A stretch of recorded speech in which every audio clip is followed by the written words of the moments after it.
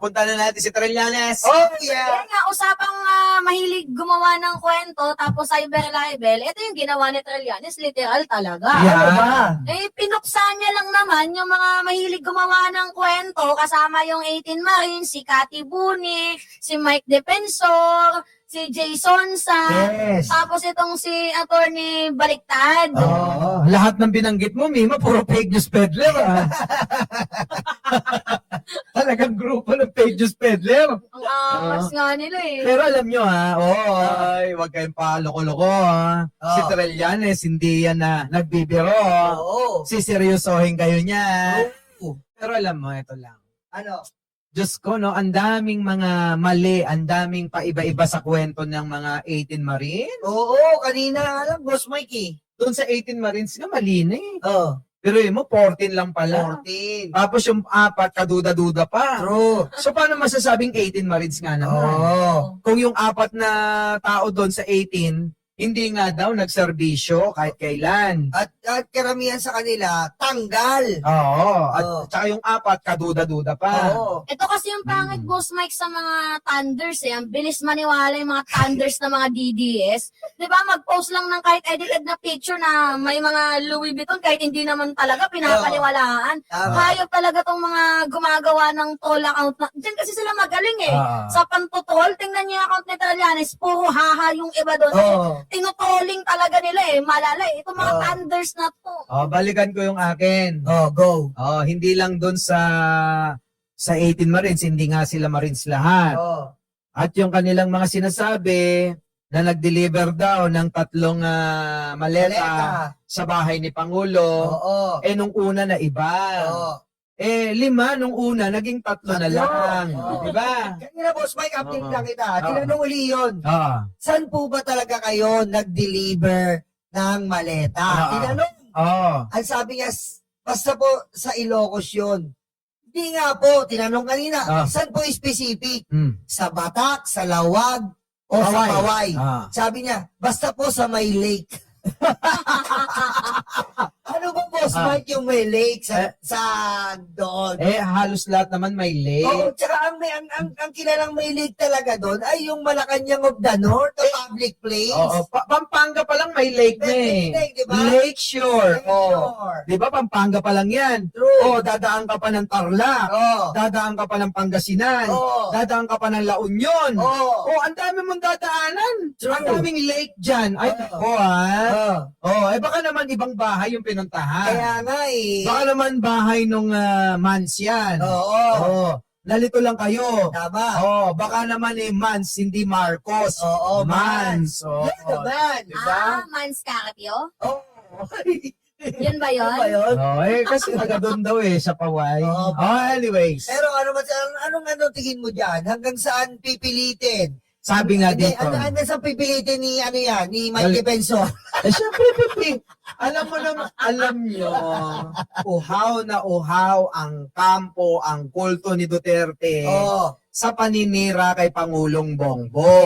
Yes. Kaya lahat yan, gagawin nilang lahat yan, kahit paulit-ulit, kahit alam nilang fake news yan, ay ipapakain nila sa mga bobot tanga na tagasunod nila. True. Hindi matatapos yan. Tingnan nyo yung droga-droga. Hanggang ngayon, gamit-gamit nila. Yung narrative. Diba? Naratibo na adik si Pangulo. Saan ka naman nakakita ng adik? Kita mo naman, ano? Napakarami ng mga nagawang proyekto, napakarami ng nagawang mga pakikipag-usap sa iba't ibang bansa. Ultimo si Trump, bilib na bilib sa kanya. Of course. Kita mo? Pati yung presidente ng Mars. Siyempre. Yung presidente ng Mars. Diba? Si Ali Kami. Ay.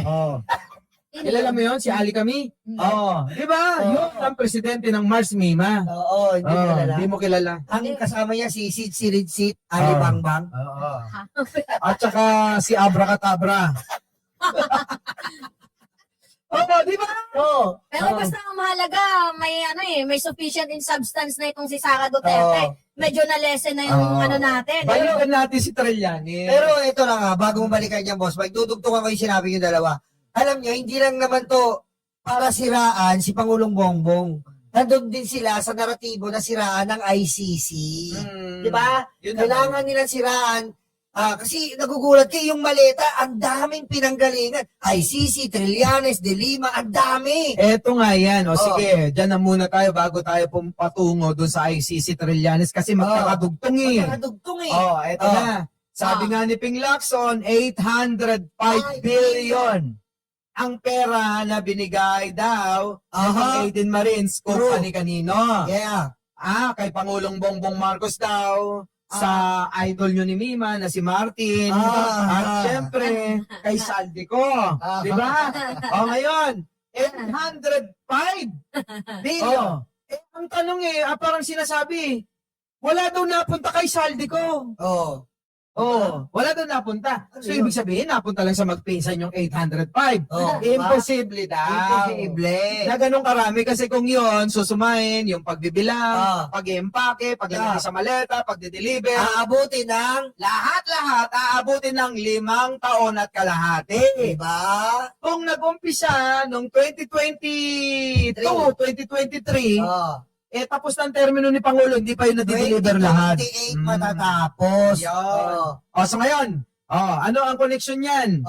Ibig sabihin, ito ay hindi nila inisip at hindi nag-compute, hindi nagkwenta. Kaya walang kwenta yung akusasyon nila. Hindi Sabi na nga pwedeng- ng Malacanang, napakarumi, lousy. Lousy accusation. Diba?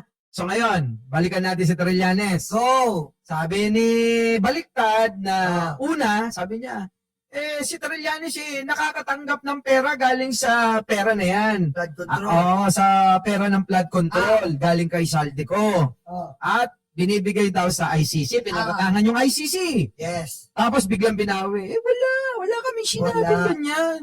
Hindi ko naman sinabing nagbibigay. Ay, natakot sa ICC eh. Kasi Diba? yung ICC, mayroon ding sinabi sa kanila eh. Ano ang punto ko ron? Oo. Ibig sabihin, pabago-bago sila ng statement, sinungalingan nyo. Yes, kaya nga sabi sa husgado, falsus impacto, falsus demonius. Yan, Ulitin ko. Ang sabi, Pactus, Impactus, si Sara at Digong. Mga loko-loko Ano talaga. sabi mo dyan, Mima? Saan? Sa ICC and Trillanes. Actually, yung sa ICC, ang masasabi ko dyan, si Digong malapit na. Kaya ang ginagawa nila ngayon, hinahayaan na lang si Duterte, hindi nila Hindi kayang... mo lagi mo yung malapit na mamatay, malapit na makulong, makulong naman. Both. Both, malapit na. Yung remaining years ni Digong, literal na. Alam mo, ito yung sinasabi ng mga DDS. Patay na daw yung leader ng Iran. Kasi nga, di ba may digmaan? Sabi naman ng mga DDS, patay na ang leader ng Iran. Yung ating kaya kailan? Ay, grabe. Ating kaya kailan? Yun ang mga nila ngayon. Para bang pinapanalangin nila na kailan daw mamatay Si Presidente. si Presidente. Tapos, yung mga yan, yung mga nagsasabi yan, maka-Diyos pa yan, ha? Hindi lang yun, Mima. Yan yung mahirap dyan, ha? Hindi lang yun, Mima. Baka nga kasi, sa kakaganyan nila, baka mauna pa Si Digong! si Duterte. Si Diba? Duterte. Kasi kita mo naman si Pangulo, fit na fit pa rin ang pangangatawan. Yes! Kahit na pinapanalangin nila na mamatay yan, parang pinagkakaloob lalo ni bro, yung pangangatawan na maayos, kalusugan na maayos, di ba? Pero naman tayo dito ng mga, ng mga nagsasalita, never nating hiniling, never namin pong winish na mamatay itong si former President Duterte, even na nilalait ng mga day EBs, ng mga thunders na day EBs, itong si Presidente na bangag, adictus benedictus, mamatay daw. Pero never kaming nag-wish kay Digong na mamatay siya. Alam niyo kung bakit? Bakit? Para makulong pa siya ng matagal, para magdusa pa doon. Ako rin, hindi ko winish yan ha. Ang gusto ko lang magharapon. Yun lang winish ko, I mean. Hindi, ganito, no? Totoo yung sinasabi nyo na hindi niya napagdudusahan yung mga ginawa niyang kasalanan kung mamatay agad yan. Kaya nga ang panalangin ng karamihan ng mga Mabuhay pa siya ng loyalista matagal. at mga pamilya ng biktima, mabuhay ka pa ng matagal para pagdusahan mo ang lahat ng iyong kasalanan. At yun naman ang dapat. Kung biruin mo yung tipong buhay ka pa, 'di ba? Yung tipong buhay ka pa pero parang pinapatay ka na din doon. Oo. Kasi ano ang mangyayari talaga dyan is magpuproceed na po talaga ng trial yan. Sa ayaw at sa gusto ng mga DDS na mga nagluluga po dyan, magpuproceed ng trial. Oh. Nakita niyo po kung gaano kahina ang utak ni Kaufman. Nagdrama po si Kaufman parang sa mga DDS. Hindi po ganoon sa ICC. Kailangan may facts, may realidad ang sinasabi ni Kaufman, ang sinasabi ng abogado ni Digong. Pero ginawa niya po, nagdrama. Iwan niyo na, iuwi niyo ni Tatay Digong sa Filipino people. Ano yun? Kontrahin kita dyan. Oh. O kontrahin kita.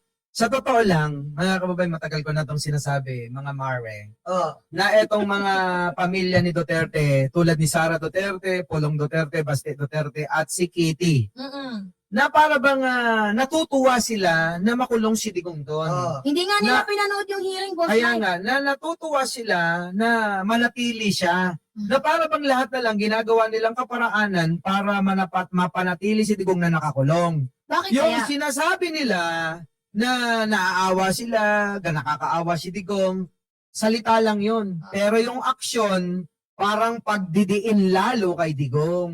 Ganon sila Napansin nyo ba?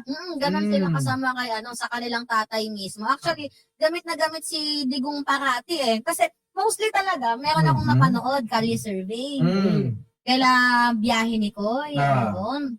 Shout out biyahe ni Koy. Oo. Ako muna dito. Ganito, nag-Kali survey itong si biyahe ni Koy. Meron siyang tinanong, bata tas matanda. Aha. Tinanong, ganito ang kwento. Oh. Sino yung gusto mong maging presidente? Tinanong niya yung matanda. Oh. Sabi naman ng matanda, si Sarah. Sarah. Ngayon, nung tinanong na, ano po yung nagawa ni Sarah? Ang sagot ba naman, ngiti? Gumanon lang. Oh.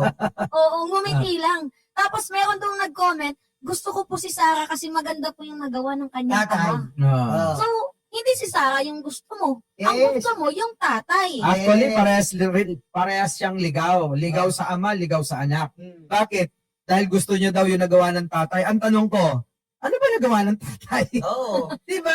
Ibig sabihin, pag tinanong mo yung tao, ano ba nagawa ng tatay? Ang sasabihin lang, marami. Marami. Oh, marami. Hindi nga nila masabi kung ano Tahimik. yun. Kasabihin lang nila tahimik, no? Wala nga masabi. Sa marami na sagot nila, may isa walang mabanggit eh. True. Oh. Ito naman yung napansin ko, every time na kapag nagkakaroon ng Kali survey, tapos mga kabataan talaga yung tinatanong, most likely yung mga ganitong age na 20 pataas, pag tinatanong, sino yung gusto mong tumakbong presidente, lagi nilang sinasambit si Lenny eh. Oh.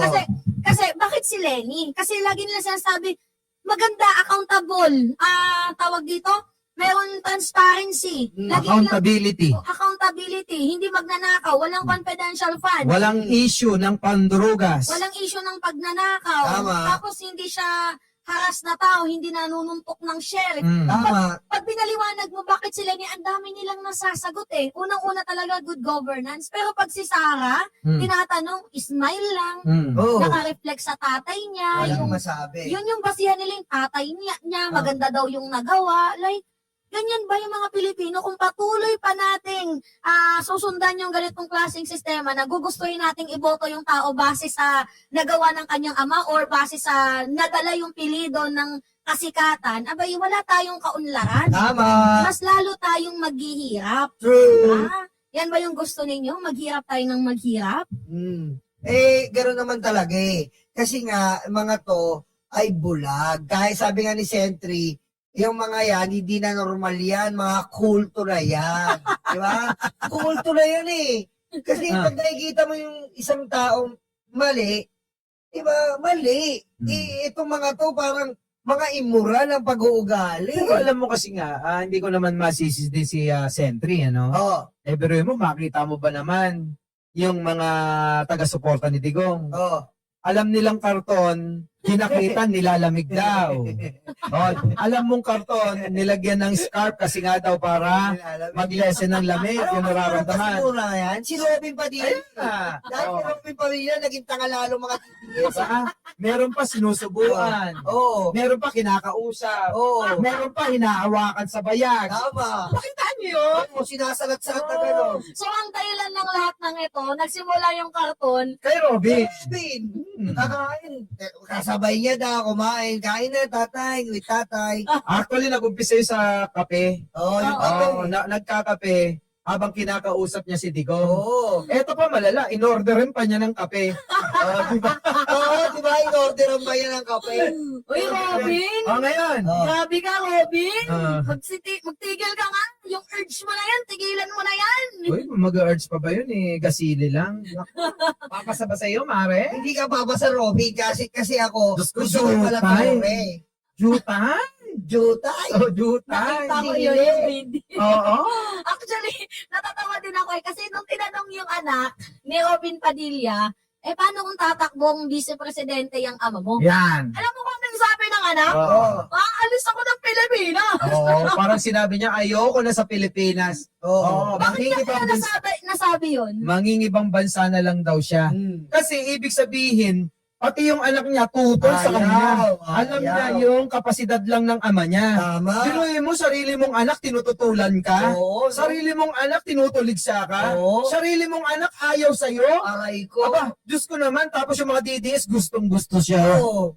Robin. Parang yung nangyari lang din sa dating speaker yung binulgar yung kanyang kanyang tatay sa pambababae. Nakalimutan ko yung yung pangalan. Yung Alvarez.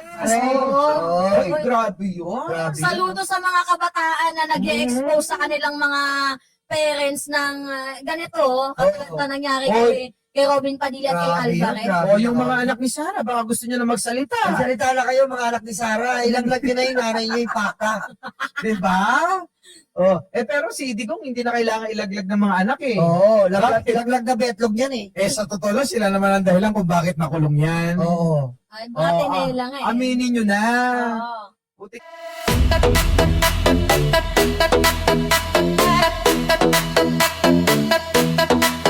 Takot na ang mga aso, dumarating ang mga kaso. Sila ay sinusundo na, dadalhin sa tatay nila. Aray waranto, takbo na bato, takbo na bato, takbo na bato. Aray waranto, bakit na bongo, bakit na bongo, bakit na bongo. Aray waranto, takbo na bato, takbo na bato, takbo na bato. Aray waranto, bakit na bongo, bakit na bongo, bakit na bongo.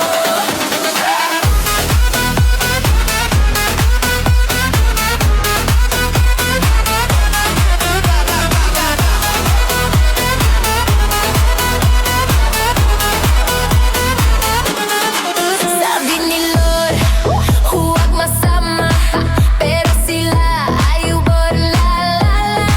nalalapit na silang masira.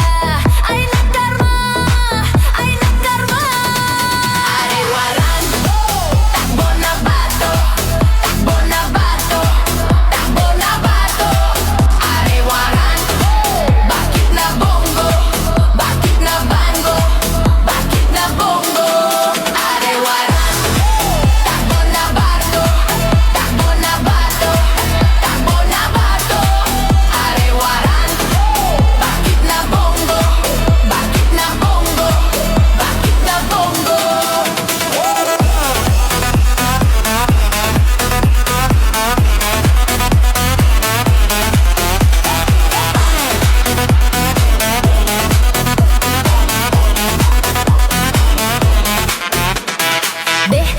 Utakluga, stanga-tanga, utakluga, stanga-tanga, utakluga, stanga-tanga, utakluga.